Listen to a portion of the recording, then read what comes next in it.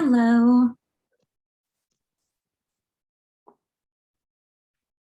We'll see if some other people come in here in a few.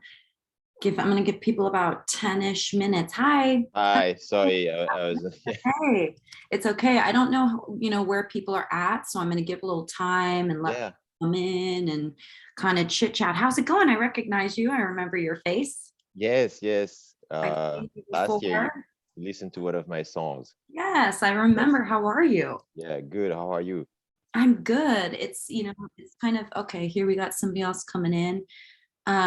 It's interesting. It's such a funny day to have the conference land on because it's August an 11th, interesting day here in the yes, States, right? 20 So I've years, been yeah, watching documentaries and stuff this morning, so it's been kind of a heavy morning, to be honest, but that's okay because right, we're going to talk about performance and like getting vulnerable. So, right. hello, how's it going? La Reva. La Riva. La Riva. Okay, I want to make sure I want to make sure I said it correctly. How are you? Good. Where are you guys coming in from today? We're giving people some time. I'm going to give like 10 minutes before I launch into anything, but where are you guys signing in from today? I'm I'm in from Oakland. Oh, sorry. No, go That's ahead. right. Oakland, where are you at? Cloverdale, California, which is up north in Sonoma County. We're the last city before you go into Mendocino County, about 30 minutes north Okay. of How Santa far are you Rosa. from like Rio Vista? My family's up in Rio Vista. Do you know where that is? I do. That's out closer to Guerneville, out Yeah. that way. So Rhode probably Island. like 45 minutes to an hour. Okay, interesting. How cool. All right, so like I said, I'm going to give people some time to come in, but we're going to talk about a bunch of different things. In the description, I said I wanted to keep the floor open if people did want to get up and play as well, but we're going to kind of have a chat first, and really just talk about performance and roadblocks and just different things that people deal with based on their version of what they're having to do and what kind of stuff they are performing. But even before we get into any of that, how's the last year been? What have we been up to? I remember you played for me last year, JD. Which class was that in? That was in that was the review class. I think I was doing that with Carl, right? Yes. We did like reviews together. I remember. So what have you guys been up to over this year in terms of what you're working on personally? How's COVID been? How has kind of your voice been? What has been going on with you throughout this year? And we'll kind of Yeah. go one on one since we have a small little group here.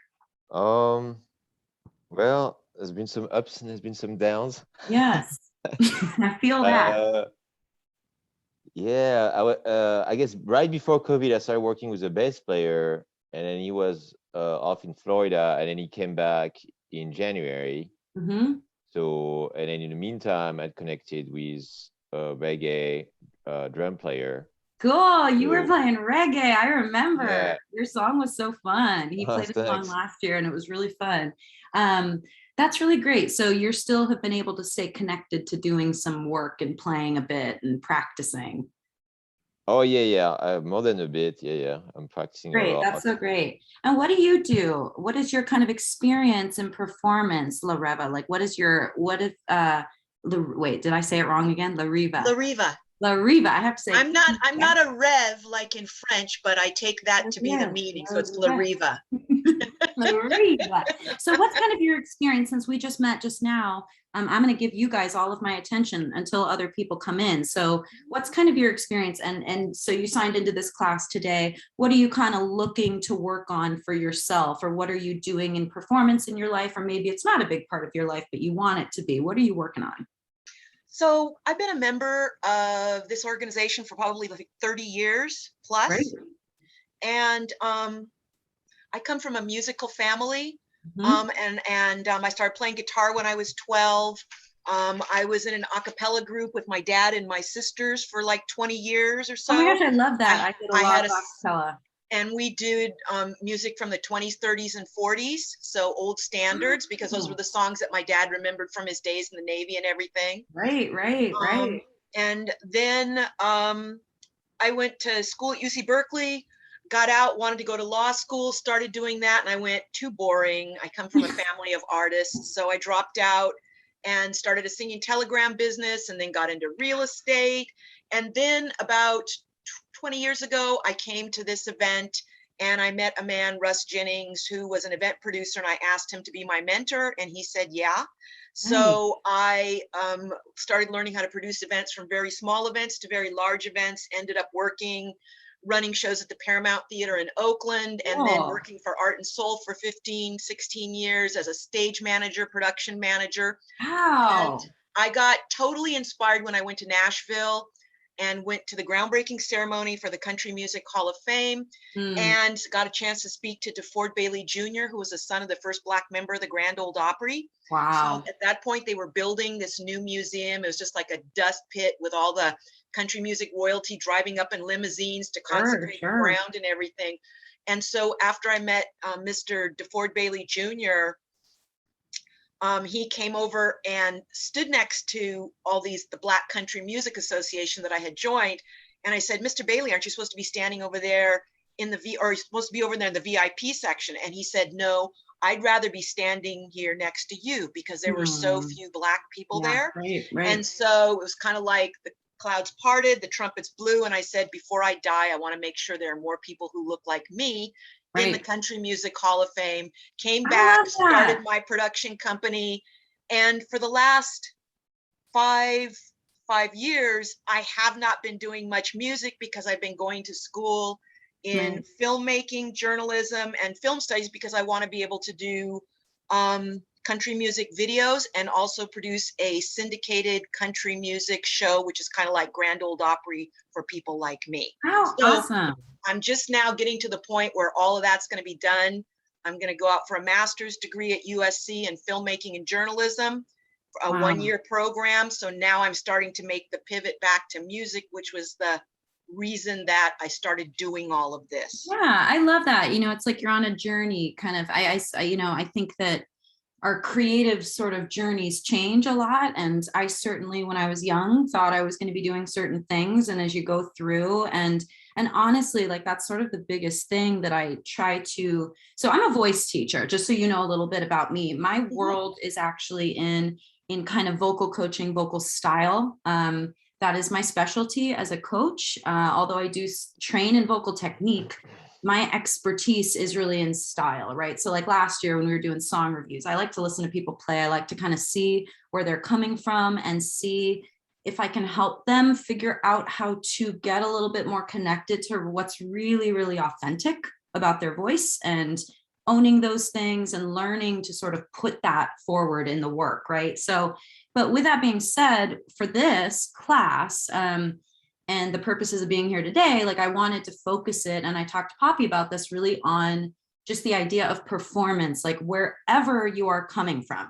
it Okay. it does not really matter to me what style it is, what world you're in. I studied classically, and that performance in the world of classical voice is very different than a rock stage or than a musical theater stage, right? We all come from different places and we use our voice differently, right? Mhm. But what I wanted to talk about is like, what are the roadblocks people are having with the stuff they're working on, whether that's from going to studio and then going live, like what are the things that you deal with as a musician or as a writer that you feel like maybe there are things that stop you from using your voice the way you really want to, or getting on stage and doing the things on stage that you really want to be able to do. But this discussion can go a lot of different directions. So I want to kind of keep it open for us, but specifically in that world, like what are you guys working on in terms of your own music and performance? And I'm happy if anybody wants to play anything, like JD, if you want to grab your guitar and we work through a song, let's do that kind of stuff, right? But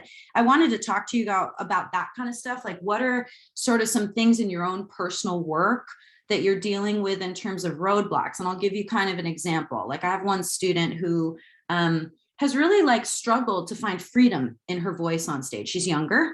She's at this age where she's trying to really figure out who she is as an artist and what she has to say. And she's finding that every time she gets up on stage to play in front of people, especially smaller, more intimate situations, Ooh. her throat just clams up. She gets really, really scared. She has a lot of nerves. Da, da, da. That's a lot of that comes with seasoning and just doing this stuff more often, right?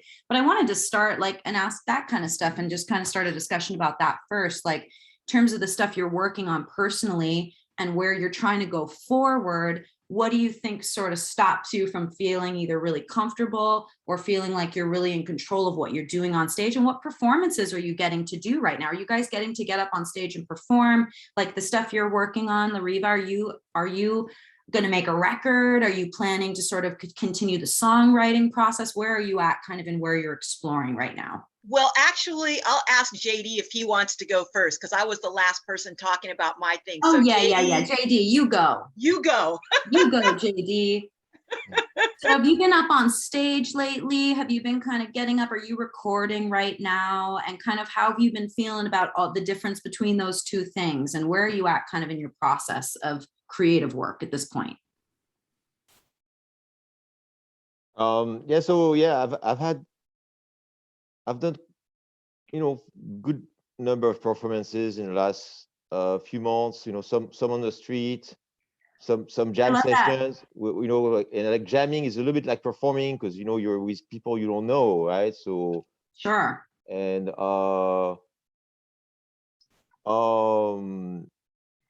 So when you're getting up on stage, like I wanted to talk about this, like one of the main things that I wanted to kind sorry, of, man, go ahead.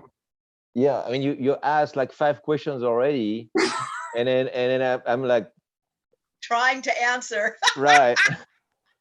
Go for it. Go for it. All right. So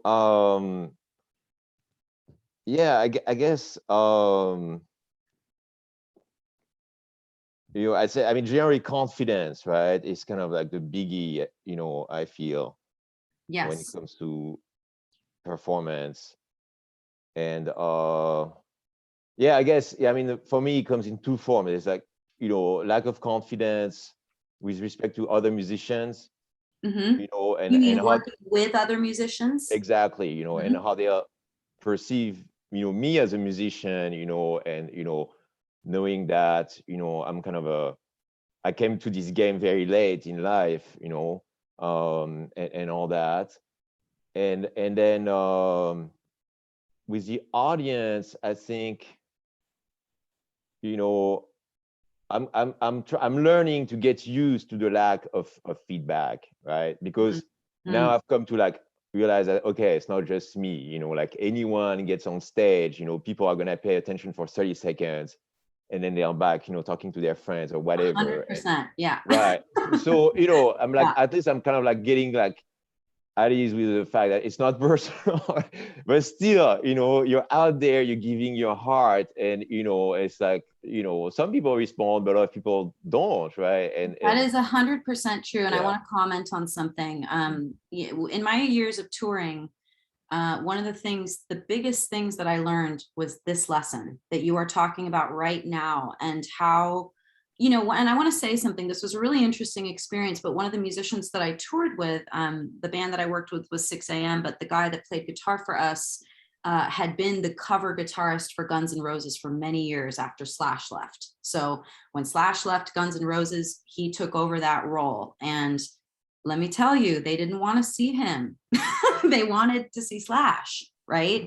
So when Slash left and he came in as the new guitarist for Guns N' Roses, he had beer bottles thrown at him. He had people not responding positively to him as a performer, which is so painful when you're getting paid to do a job and go on stage every night, right? And do the work. And something he realized was that same thing. This is not personal. I can play the shit, excuse my French, out of this guitar. And they, I'm sort of having to earn their trust, right? Like that's a weird thing, but he actually realized I have to develop a relationship with them.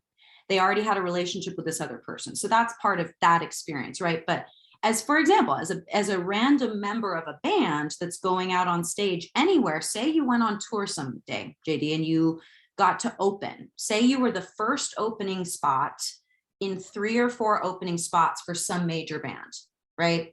So, on a big headlining tour, there can be 2 main bands and then 2 other people that open, right? Say you're playing for 20 minutes a night. You get 20 minutes. That audience isn't even fully there yet. They haven't even gotten in their seats yet, but you're the first person out on stage. I mean, the thing is, there's something that happens in that moment when somebody plays music when we're in sort of a more casual setting, like tell me where you said you've been doing kind of the busking on the street playing, what kind of settings are you in? What's the room like? What's the space like? How many people would you say are around? How many people are there for you to engage with, would you say, in those settings?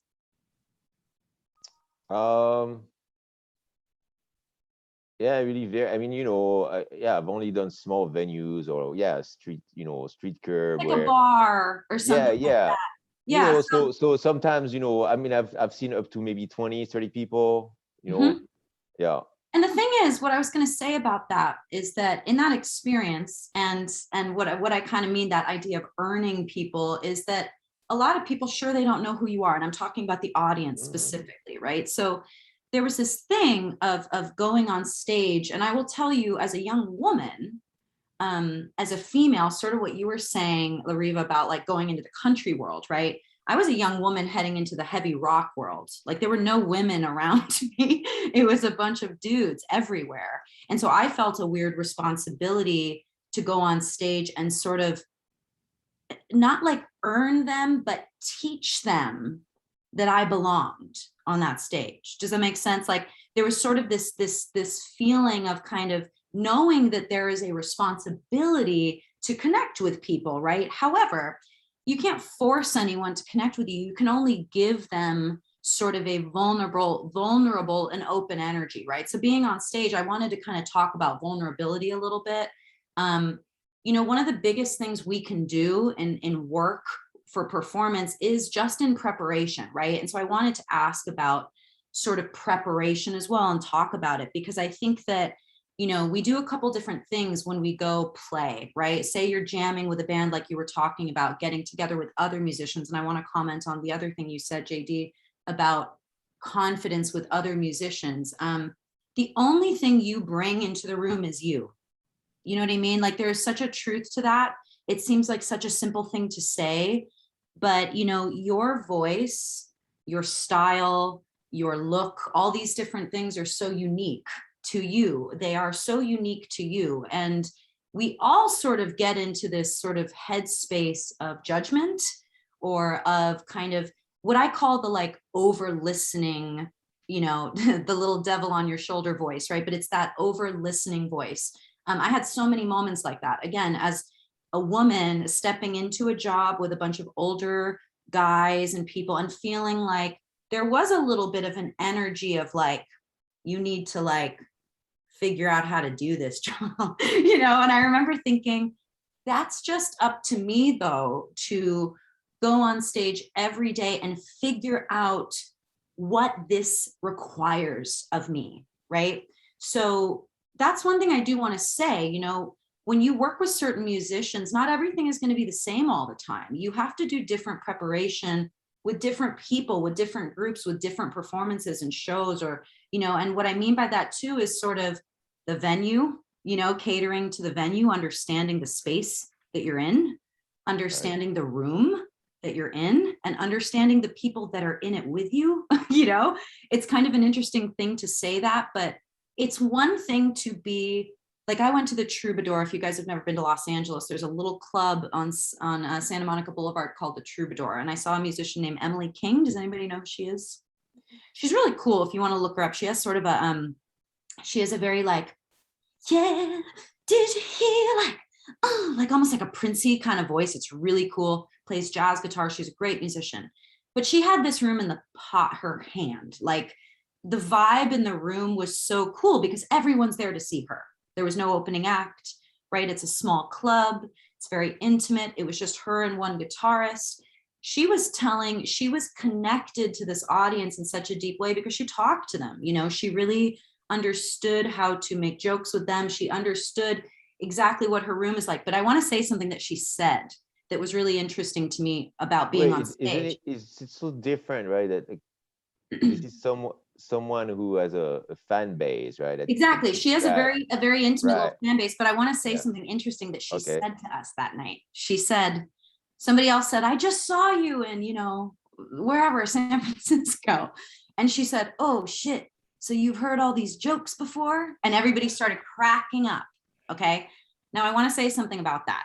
That's preparation. She did not randomly go on stage and just randomly say things. She prepared for the show. She knows what the vibe in the room is going to be like. She knows who her audience is. She's actually, a lot of people, and I want to explain this, professionals really do know sort of what they're walking into. And that's super important in terms of preparation, right? She's been through the ringer. And that's what I want to say about her. I call her a high professional because this girl's been touring with no following probably since I was in high school. They have a playbook, plus, right?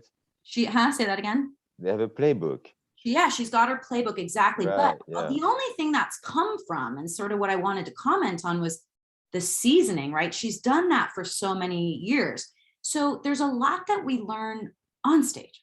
You know, it's something that's really interesting to me, because what I realized in that moment of hearing her make that comment, I know that everybody in the room was just sort of ha ha ha ha ha, but she was being dead serious. She repeats things. She knows the pace of her show, right? She knows sort of what her encore is going to look like after. She knows, and again, that's an hour and a half long set. That's a different situation than maybe getting up for 20 minutes and doing just 4 songs. What does that look like compared to doing the hour and a half long set? Performance is literally different for every single situation we go into. And so that's kind of what I wanted to comment on too, is that you walk into a room to jam with a bunch of musicians, right? There is a performance aspect to that as well, JD. And what I was going to say about confidence is that there is sort of this other version of communication that's going on.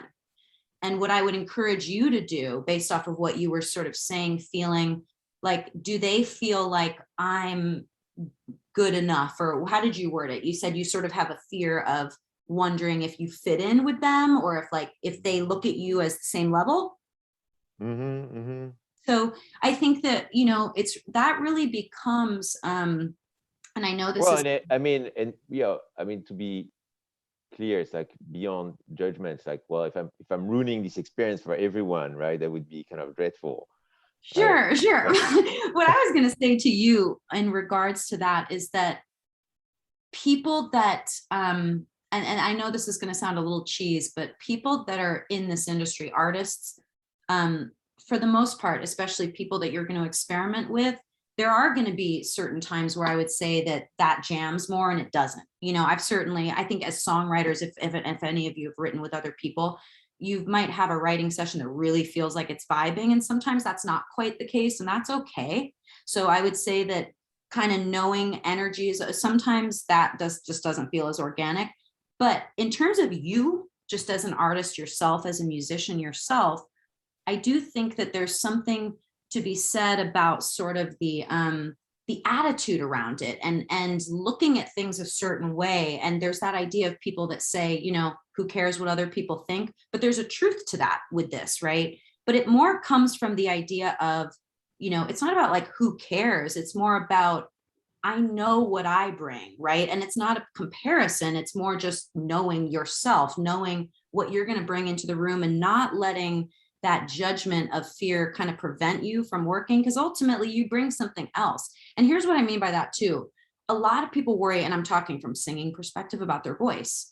I have so many people that come into lessons and they say, well, I just don't think that, I worry that people won't find my voice pretty. And the thing that's always interesting to me about that comment is that there are so many singers we love whose voices aren't pretty, but we love them and we listen to them. And I will name 2 that I love that I don't think have beautiful voices, but they're some of the most brilliant storytellers that have ever written music. Bob Dylan, Neil Diamond, like 2 of my favorites. I don't know if you know their songwriting a lot, but you don't have to even Bob Marley, Yeah, I mean, a lot of people, there's a lot of people that we watch, not because, I'm going to give you another great example.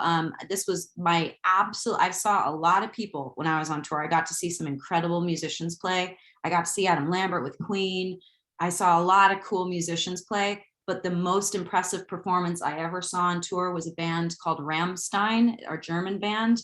If you don't know, they had a really famous song, Du hast mich. It's a crazy, but this guy, what he does with his voice and just with his instinctual emotion, it's theatrical. You're watching literally every song changes. He changes every song. It's like watching a piece of theater in the most wild rock performance you've ever seen. There's fire there, you know, but there's characters. He actually, certain musicians and performers, they go into characters. They create a person who walks out on stage that leaves their shit at the door. You know what I mean? And I know that's really difficult, but what I want to comment on that is that that is acting.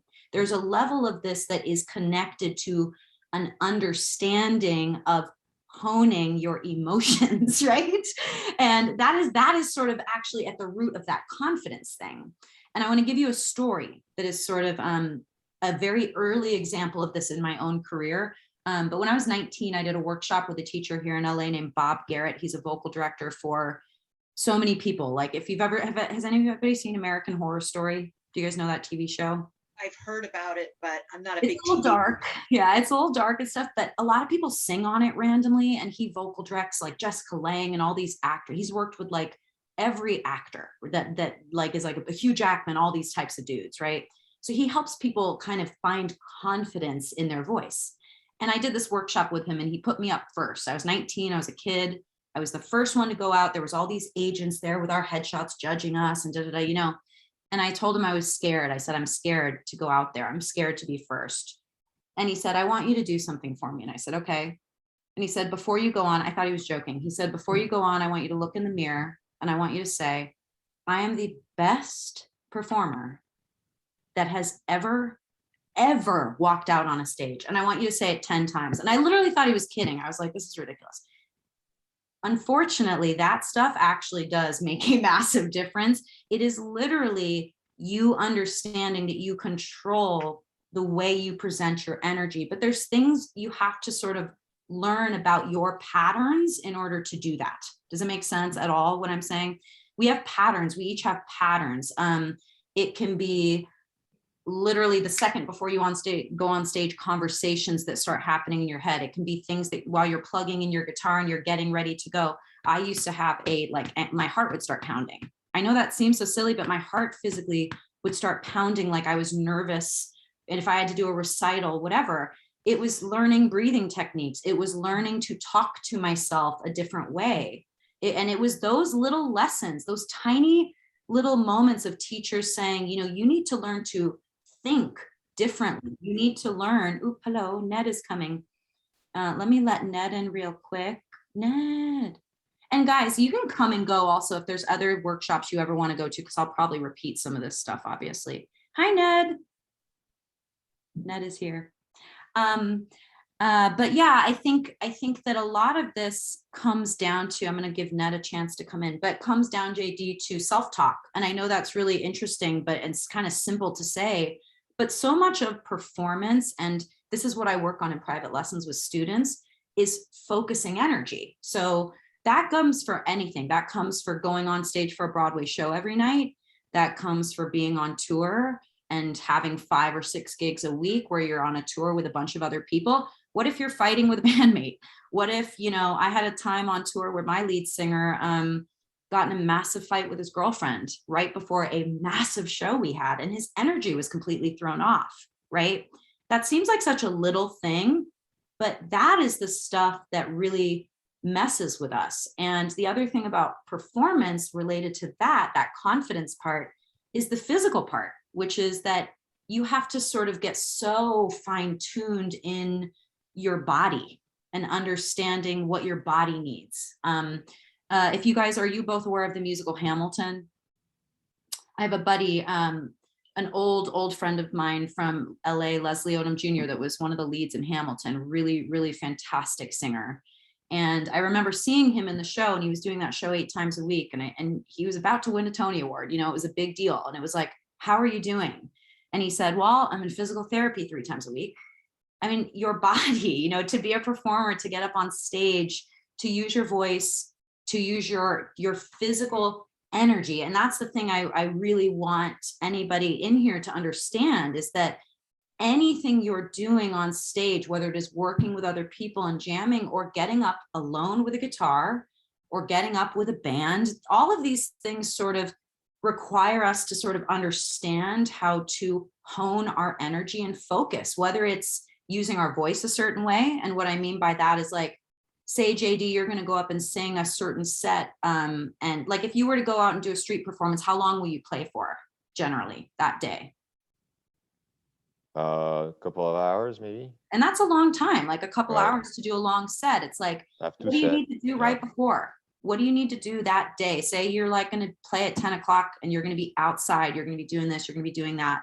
What do I need to do if I have a 45-minute set at 4 o'clock, you know, and it's going to be 100 degrees outside and I slept like crap and I had a stomach ache, you know, I mean, all of it all matters. Everything matters because it affects your energy. It affects your brain. It affects your mood. It affects how your fingers connect to your guitar. I mean, it's everything, everything. And so I think it's, if I could kind of put it all together, and this is sort of what I wrote down that I wanted to talk about when it comes to all of this, whether any kind of performance you're doing, and I want to go one by one and talk to each of you, but it's the preparation. It's knowing what your roadblocks are. It's looking at what you have ahead and going, okay, I tend to over practice on days that I have performance. I have a lot of students who do that. I say, how'd your performance go? Great, but my voice was really tired. Okay, what did you do that day before you went? Well, I sung for 2 hours.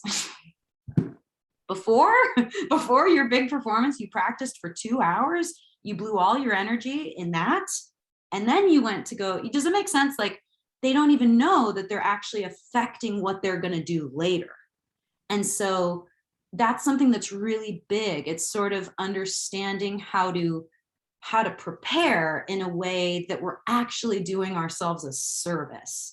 And I have done that so many times, and it took training. It took like, ooh, I actually have to spend some time figuring out why I have this habit, or why I'm leaving sessions with a bad attitude, or because I feel like I didn't do a good job, I didn't enjoy myself, or like, what am I doing to sort of prevent my joy from showing up every time I get on stage?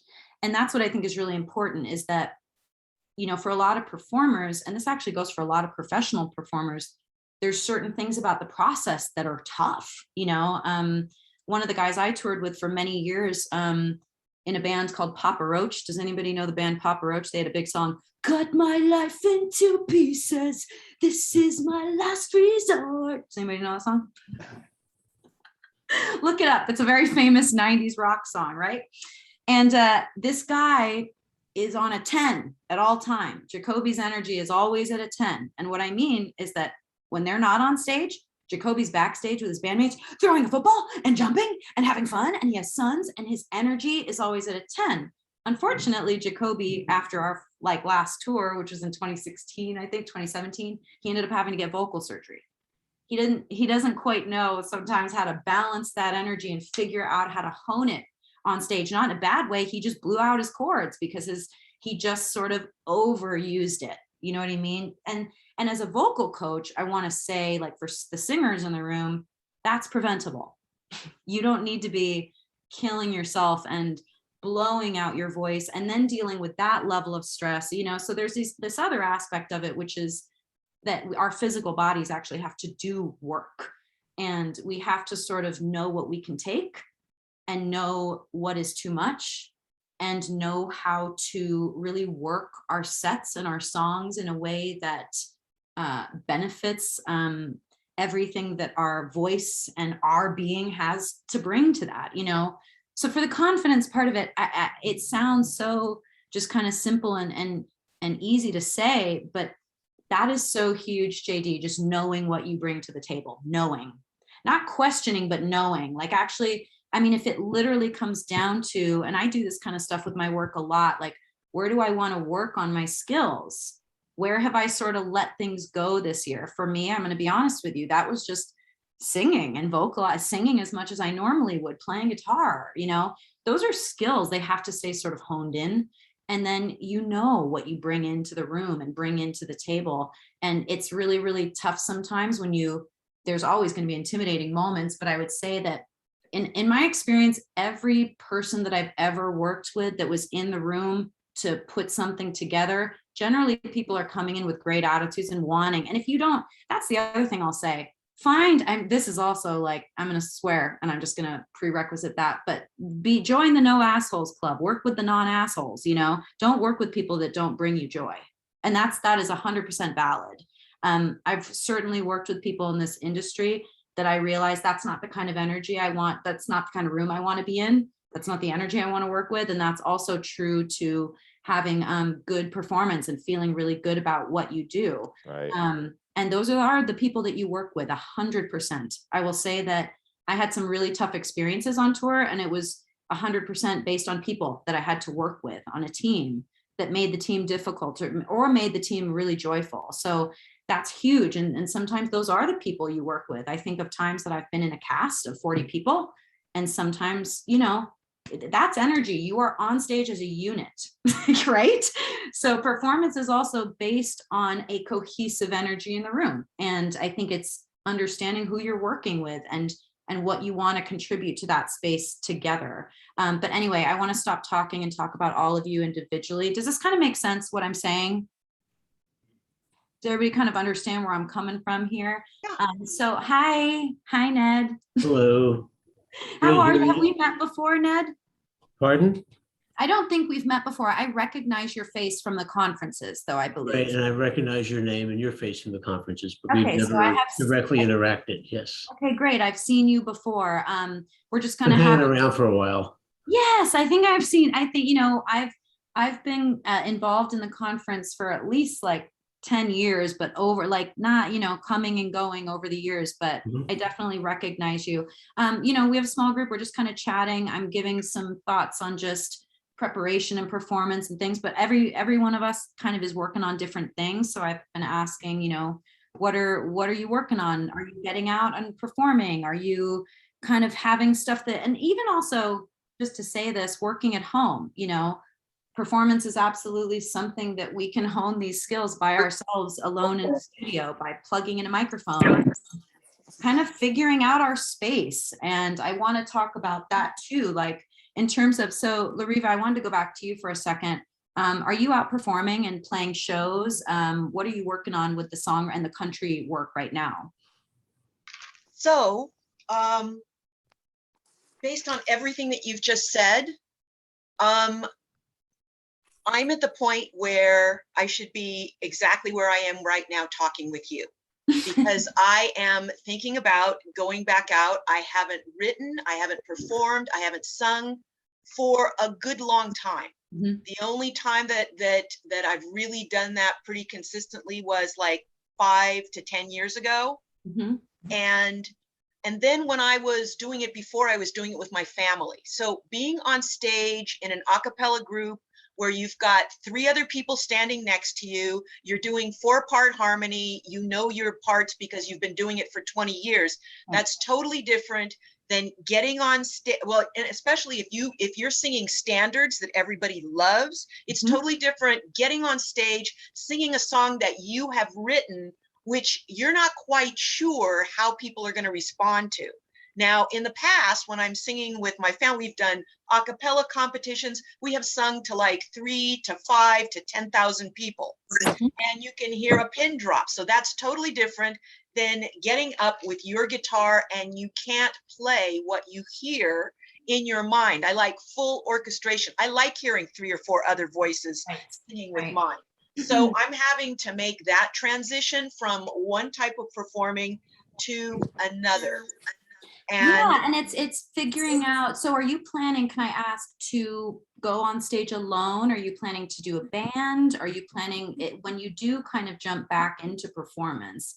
What do you see that looking like for yourself? And what would you like it to look like?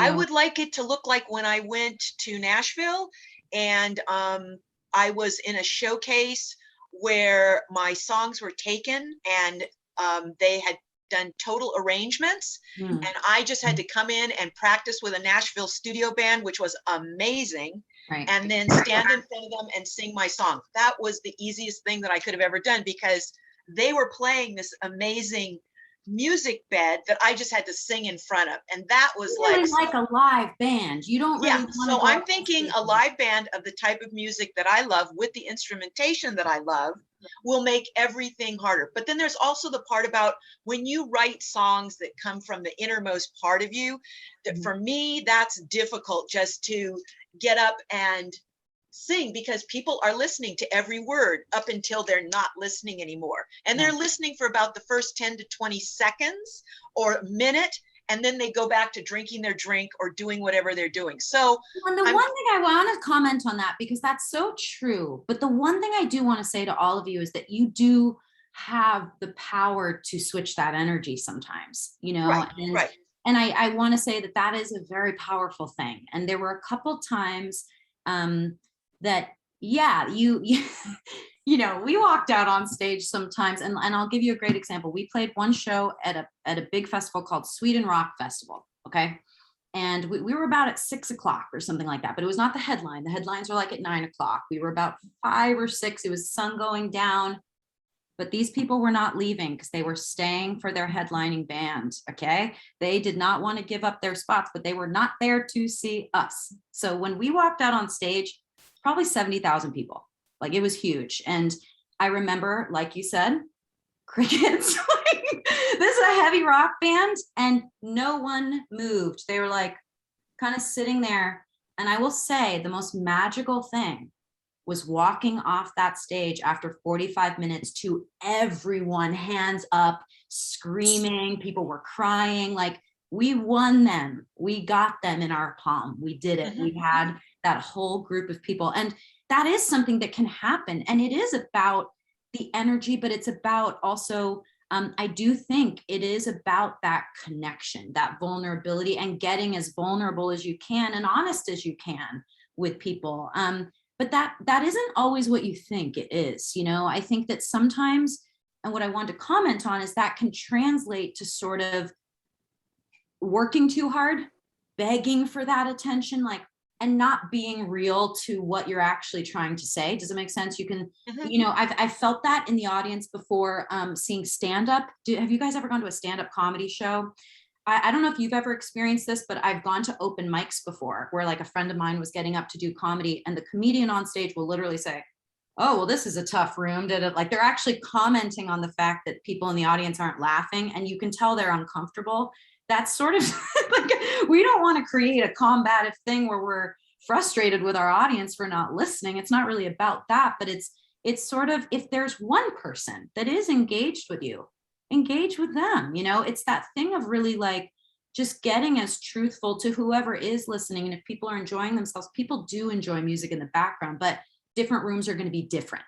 That's not always going to be the case. Sometimes you are going to play a club and a bunch of other people are there for other people, but they quiet down and they listen. Everything is going to be different based on the room. You know, it really, you never quite know.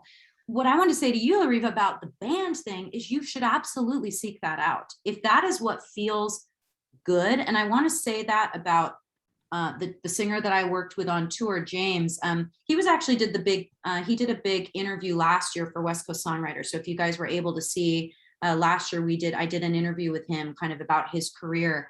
But as a singer, I want to say this kind of to comment on what you just said. He is a producer. He produced all those 6 a.m. records. He's the main songwriter on them, and he's the producer. So he was the guy sitting in the studio for 16 hours a day, doing the guitar, doing the bass, doing the drums. Really hard for him to take that hat off and just be the singer, right? And one of the things he really fought about with himself was, I should be playing a guitar. I'm the lead singer of a rock band. I wrote these songs with a guitar. I should be playing the guitar. But here's what he found that really took away from his performance when it came to delivering the vocal. His voice is very big. It's very Adam Lambert bright. It's got a real power. He's life is beauty. Like, he's like high belt, and he couldn't do both. He just couldn't do it, right? So for him, he found that he was able to hone in on something much, much stronger when he put that down and he allowed himself to really find the story in the words and get connected to that part of it. Sounds to me like you're kind of going to experience the same thing. You just want to be able to tell your stories and sing. You want So- to be able to talk, you know? Yes, and I know just based on what you're saying about making a connection, I've also had a singing telegram business with my sister, and then I've Well, please sang tell by us about myself. that. What are the telegrams like? We first started doing the same kind of music we were doing in our a cappella group, which was only old standards. So because we had done that with the family, and then I started writing songs for people for special occasions. Oh, And that's that's great. where I was able to make connections with people. Mhm. And I would only do positive, nothing like, oh, I'm breaking up with you, I'm divorcing you, I'm bringing you dead Can you imagine flowers, sending none of somebody that. telegram? Only positive things. And I knew that I was reaching my point, and I wrote a happy birthday song, which I sang a lot, which was my Mhm. own happy birthday song. Even though it's in the public domain now, I wrote my Yeah. own version, I love and that. I could tell I was making my point when I make people cry. So Yeah. I have had that That communication with experience. my audience. I know how to do that on my own. And the last time I sang was a very long time ago, and I already know that how I was singing then, and I do have an example for you to listen to today, will Sure. be totally different from what I'm putting out now, because This I am is a huge what totally you're different saying. person. This is huge what she is saying right now. That is huge what she just said. The idea of sort of owning the transitions of what you want to do. That's so big. That's so big. I've personally been going through that a lot, breaking my identity from the band that I was in. And I just want to say that like I'm going to grab something really quick just because I want to show you like how different my life is now. But like this is me on stage with 6 a.m. right? Like, okay, can you kind of see this? Like I had long hair. It was like, you know, it was bright red. It was bright red. I was associated with this loud rock band, you know, and all the stuff I'm writing and putting out right now is like singer, songwriter, acoustic. I'm learning to produce. And you know what? I'm singing so quietly. It's so different. And it's been such an interesting transition to realize that the girl that was 11 years old, like belting musical theater, like she just doesn't want to be there. She doesn't want to sing that way anymore. My interests have changed with how I want to communicate, but that's because stories have changed, life has changed. This stuff also comes off of your personal experiences, what you are interested in using your voice for, you know, and the songs you're going to sing and the way that you're going to actually communicate to an audience. And I do think, and I want to talk about this next, comes down to material, right? So the songs, like if I can ask too, when you put this stuff together with a band, is what are the songs going to be like style wise? You know, is it going to be something with your voice? Are you feeling like, oh, I haven't sung in a while and I'm worried that my voice is not going to feel resilient, or that you're just trying to kind of learn how to reconnect with the style of it? Is that kind of what you mean? Are you talking to me? Yes, Lariva, sorry. I know my voice is still there. I've Mhm. taken very good care of it. Good. And so it's not that, it's just probably working with someone like you to be able to determine what I want it to be now. I have a sample of what it was back then. And I everybody, would love if you can share so we can kind okay, of talk about it. I would love okay, that. it's only a 2.5 minutes or so, so it's not really long, but Yeah. it'll give you an idea, because this is a song that I wrote a very long time ago. And then in one of my classes, this is my first attempt at a music video, because I just put a montage of pictures that I had taken together with my song, kind of as a representation of a music video. And this is a recording you did, yes? Yes, and I worked with a producer to be able to give me a music bed. I told him what I wanted, the sounds and everything.